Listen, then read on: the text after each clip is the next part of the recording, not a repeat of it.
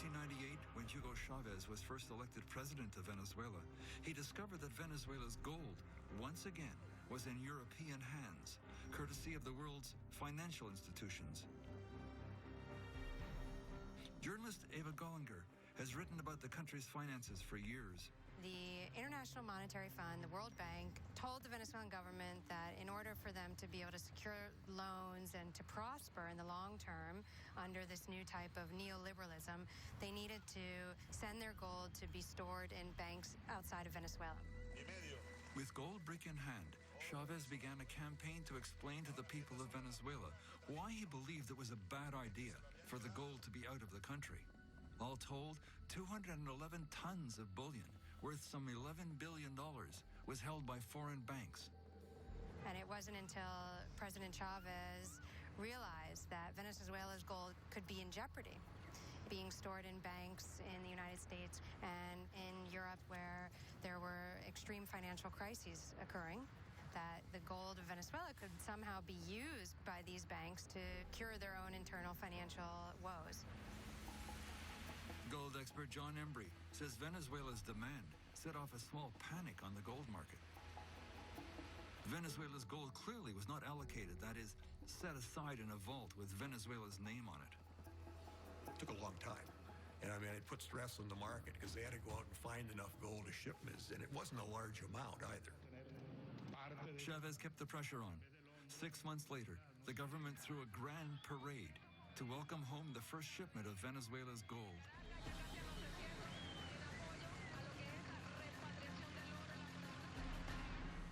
Like England and France during the Second World War, Venezuela came to understand the power of gold as a guarantee of national sovereignty. But other countries haven't been so successful when they tried to repatriate their gold. Most of Germany's gold is stored in New York at the Federal Reserve Bank, the Fed.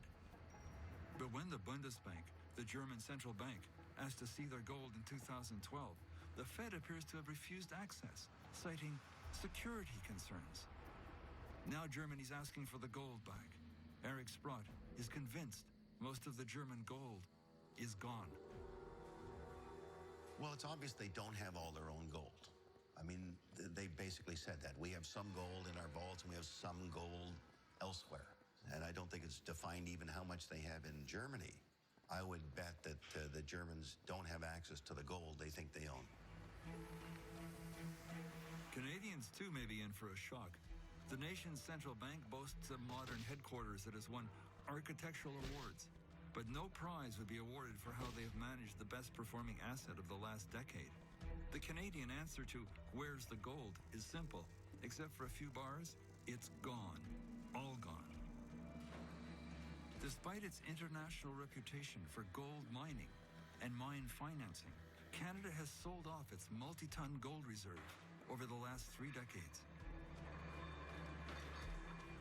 I think it's important that the country, in order to have some strength within the international financial community, has some gold. Gold analyst John Embry says a monumental shift is underway in the world of gold.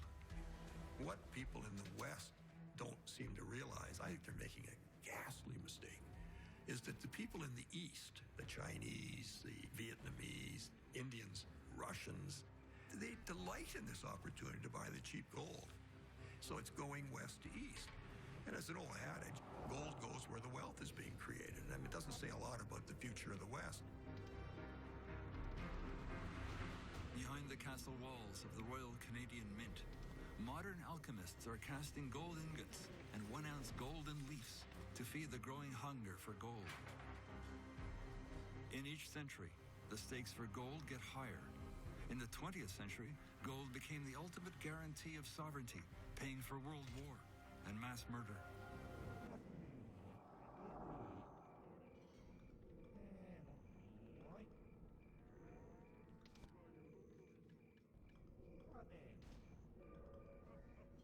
The Third Reich, the Nazis were determined to capture the gold of Europe. Gold was the ultimate guarantee of national survival. Even today, gold shines in the world of high finance. Gold is the largest commodity market on the planet Earth. They make billions of dollars in a single day by manipulating the market. From China in the east to America in the west, the question ricocheting around the world is simple and troubling. Where is the gold?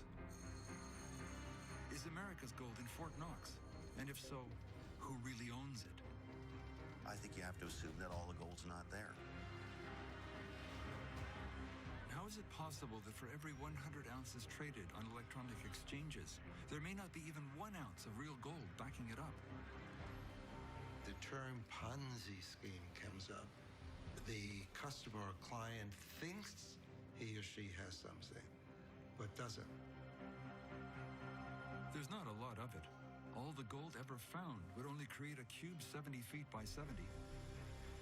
Even melted down, it's just enough to fill 3 Olympic swimming pools. Yet gold's magic continues to keep us in its thrall.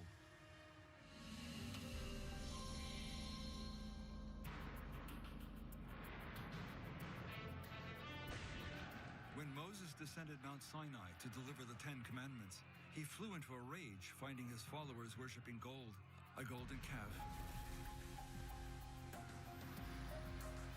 Today, Western central bankers get almost as frustrated at those who stubbornly value gold over paper money.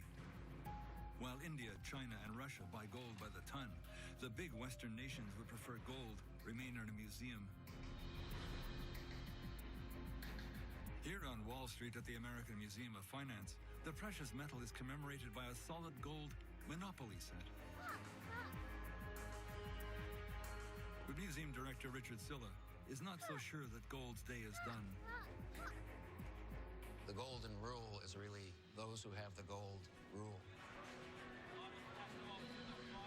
In the world's great financial centers, New York and London, billions of dollars of every kind of metal are traded in the blink of an eye. Gold and silver are traded in code, where the flick of a wrist can spell hundreds of millions of dollars in profit or a disastrous loss.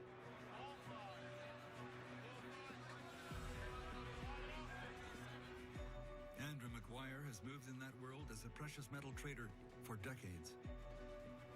I've specialized in gold and silver trading for the last 30. In fact, I view gold and silver as my children.